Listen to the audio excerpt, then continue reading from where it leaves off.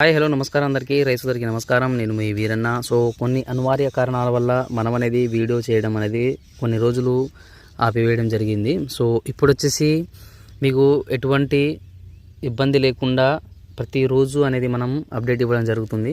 So ఒక మిరప పంటకి, పత్తి పంటకి, వరి పొలానికి కాకుండా ఇప్పుడు మనం మొక్కజొన్న పంటకు కూడా మనం అనేది మన విఆర్ అగ్రికల్చర్ సర్వీసెస్ తరపున మన help farmer safe farm YouTube ఛానల్లో మనం వచ్చేసి మొక్కజొన్న యాజమాన్య పద్ధతులు అనేది చేపట్టడం జరుగుతుంది.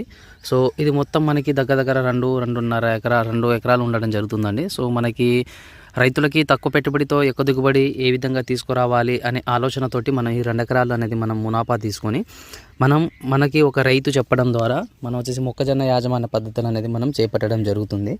సో కంపల్సరీగా మీరు మనం చెప్పినటువంటి పద్ధతులు పాటించకుండా మనం ఎటువంటి సీడ్స్ అనేది మనం ఎంచుకున్నాము అనే వాటిని చూసుకొని మీరు కనుక మనం చెప్పే విధంగా పాటిస్తే ఖచ్చితంగా నేను అన్న విధంగా తక్కువ పెట్టుబడితో ఎక్కువ దిగుబడి, అదేవిధంగా రోగాలని అధిగమించి మనం మంచి పంట దిగుబడిని ఏ విధంగా పొందాలో అనేది మనం చెప్పడం జరుగుతుంది.